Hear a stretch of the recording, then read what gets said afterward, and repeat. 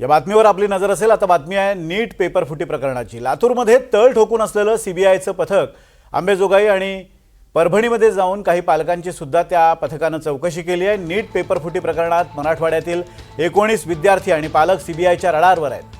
परभणी आणि इतर भागातील तसंच अंबाजोगाई या ठिकाणच्या पालकांनी पेपर विकत घेतल्याचा सीबीआयला संशय आहे आणि या सर्वांना समन्स पाठवून पुण्याला बोलावल्याची माहिती सूत्रांनी दिली आहे।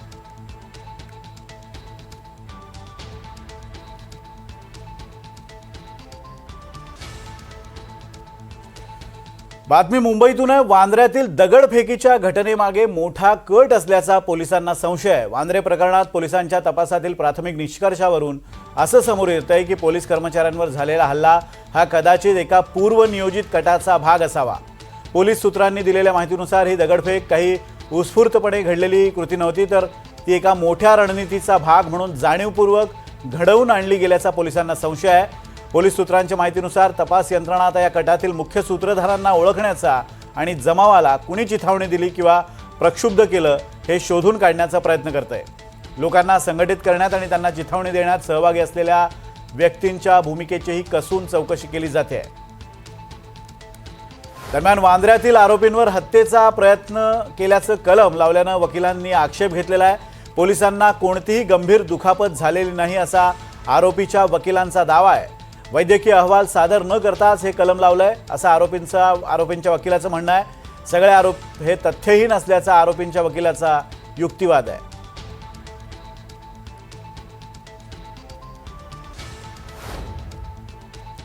दरम्यान किरीट सोमय्यांनी आज वांद्रे परिसरात अतिक्रमण हटाव मोहिमेची पाहणी केली आहे। किरीट सोमय्यांकडून अतिक्रमण कारवाईची आज पाहणी करण्यात आली। ही सकाळची दृश्य आहेत। या ठिकाणी 2 दिवसांपासून कारवाई झाली आहे त्या आता ही सध्याची लाईव्ह दृश्य आपण पाहतोय। ज्या ठिकाणी कारवाई 2 दिवस झालेली आहे त्याच ठिकाणी आज किरीट सोमय्या पोहोचलेले आहेत आणि आता हे पाहणी करताना दिसत आहेत। सध्या आज तोडकामापेक्षा राडारोडा हटवण्यावर अधिक भर देण्यात आलेला आहे। 2 दिवस जी कारवाई झालेली आहे त्यामध्ये ज्या झोपड्या, जी घरं किंवा ज्या अनधिकृत इमारती जमीनदोस्त केलेल्या आहेत त्या इमारतींचा राडारोडा हटवण्याचं काम सुरू आहे। डेब्रिज बाजूला करण्याचं काम सुरू आहे, कारण पुढे सुद्धा झोपड्या पाडायच्या आहेत किंवा बांधकामं पाडायची आहेत। अशा वेळेला अर्थ मुव्हिंग मशिनरी तिथपर्यंत नेण्यासाठी ज्या अडचणी येत आहेत त्या अडचणी येऊ नयेत यासाठी आता राडारोडा हटवण्यावर आज पूर्ण भर देण्यात आलेला आहे। किरीट सोमय्यांकडून वांद्रे परिसरात कारवाईची पाहणी केलेली आहे। त्याचबरोबर त्यांनी अधिकाऱ्यांसोबत चर्चा केलेली आहे। कशा पद्धतीने ही कारवाई सुरू आहे, पुढच्या कारवाईचं स्वरूप कसं असणार आहे या संदर्भात सुद्धा त्यांनी माहिती घेतल्याचं समजते। त्यांच्यासोबत त्यांचे खासगी सुरक्षारक्षक सुद्धा आहेत।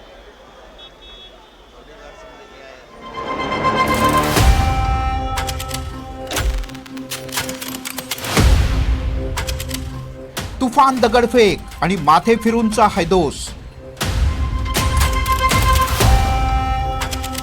अतिक्रमण करणारे नडले, पोलिसांनी बडवले।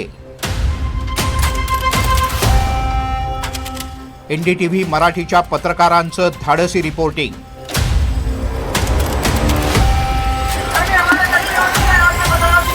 Battle ground Bandra. किरीट सोमय्या बोलतायत, आपण थेट जाऊयात।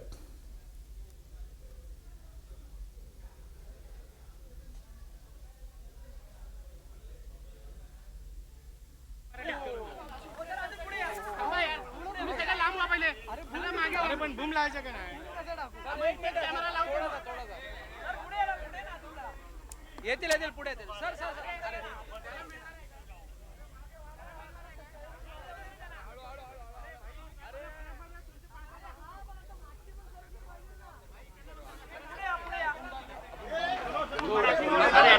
थोड़ा डिस्टेंस